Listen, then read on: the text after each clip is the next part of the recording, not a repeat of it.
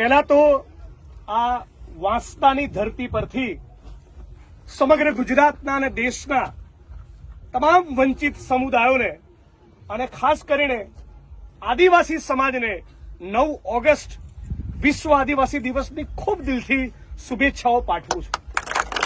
આ શુભેચ્છા એવી આશા અને અપેક્ષા સાથે પાઠવું છું કે આપણા જીવનમાં ક્રાંતિકારી પરિવર્તન આવે. ગુજરાતના અને દેશના આદિવાસી સમાજે ખૂબ ભોગવ્યું છે, બહુ દુઃખ દર્દ સહન કર્યા છે.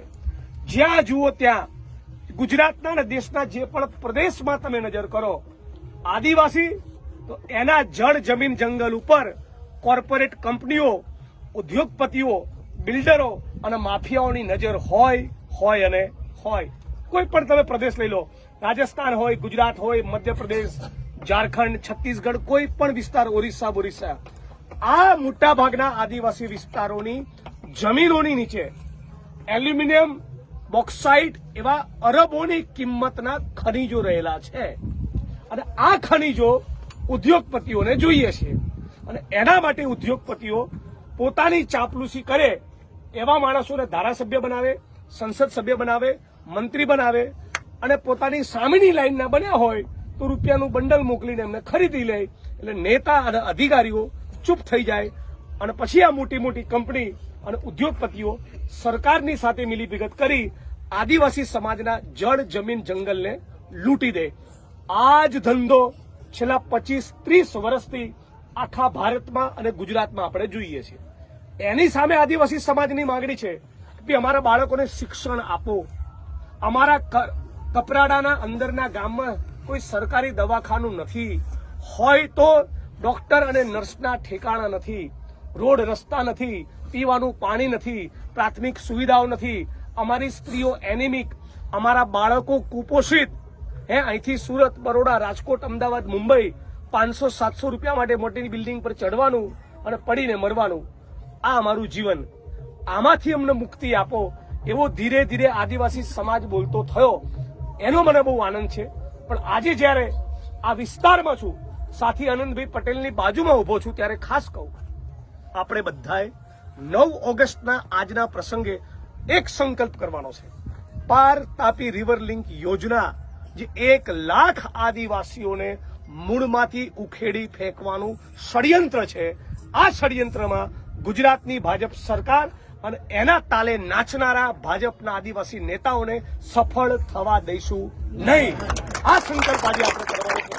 ભાઈ શ્રી આનંદ પટેલ, મારે કહેવાનું જરૂર નથી, તમારો તો દીકરો છે, તમારો ભાઈ છે. એના સંસ્કાર, એની રીતભાત, એની લડત, એનું આંદોલન, એનું કામ, એની મજૂરી, એની મહેનત એ તમારી આંખ સામે છે. આવા માણસના હાથ પગ મજબૂત કરો, પેલા મોગલી નહીં ચાલે. આવા માણસને મજબૂત કરો, આની હિંમત વધારો. આને હિંમત આપી હોય ઓર 4 ગણી આપો તો અમારા જેવા બીજા 50 માણસ અહીં નહીં ઉભા રહેશે. આપણે બધા ગરીબ માણસ છીએ. આપણા પરસેવાથી આ દેશ અને દુનિયા ચાલે છે. ગુજરાતના મુખ્યમંત્રીનો પગાર અને આ વડગામના ધારાસભ્યોનો પગાર એ કોઈક દલિત, ઓબીસી, આદિવાસી ફેક્ટરીમાં ને ખેતરમાં મજૂરી કરીને માલ પેદા કરે ને, એ માલ બજારમાં જાય, ત્યાં વેચાય, એમાંથી ટેક્સ કપાય અને ટેક્સમાંથી ગુજરાતના મુખ્યમંત્રી અને મોગલીનો પગાર થાય. કાળી મજૂરી આપણી, પરસેવો આપણો, મહેનત આપણે કરીએ, પેદા આપણે કરીએ, ચણતર પ્લાસ્ટરની સાઇટમાં આપણે, ફેક્ટરીઓમાં આપણે, ઉદ્યોગોમાં આપણે, અને તાગડ ધીનના બીજા કરે. આ તો નહીં ચાલવું જોઈએ ને. આ બદલવું પડે કે નહીં બદલવું પડે? આ બદલવું હોય તો ક્રાંતિ કરવી પડે કે નહીં કરવી પડે? તો એટલા માટે આ ક્રાંતિના જનક જેને ઉલગુરાન એટલે કે ક્રાંતિ કરો, કાનૂન અને બંધારણના દાયરામાં લઈને લડીએ, પણ લડવું તો પડે. અને એટલા માટે આ ક્રાંતિકારી જનનાયક બિરસા મુંડાને હું સેલ્યુટ કરું છું, સલામ કરું છું, વંદન કરું છું. અને આપણે બધા જ એમના રસ્તે ચાલીએ.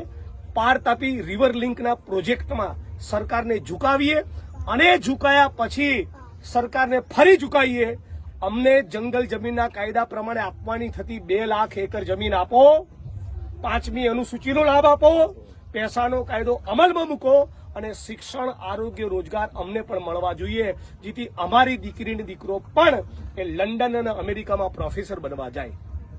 આ કરીએ તો મને લાગે છે કે બિરસા મુંડાના, બાબા સાહેબ આંબેડકરના, શહીદ આઝમ ભગતસિંહના અને બંધારણની અંદર જે સપના છે એ સપના સાકાર થાય. આટલું જ કહેવાયો છું. અઠવાડિયું, 10 દિવસ, 15 દિવસ, 20 દિવસ જ્યારે બૂમ પાડશો આવીશ અને છોતરા કાઢી નાખીશ.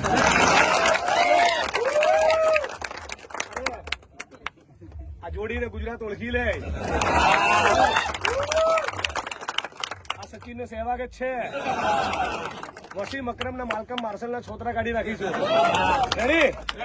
લડેંગે, લડેંગે, લડેંગે, ઇન્કલાબ जिंदाबाद, इनकलाब जिंदाबाद, इनकलाब जिंदाबाद. अभी तो ये अंगड़ाई है, आगे और लड़ाई है. अभी तो ये अंगड़ाई है, आगे और लड़ाई है. अभी तो ये अंगड़ाई है, आगे और लड़ाई है. ये धरती अपने आप की नहीं किसी के बाप की.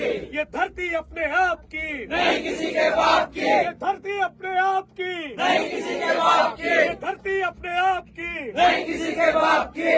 जय भीम, जय जोहार, जय संविधान, जय भारत. ખૂબ ખૂબ આભાર.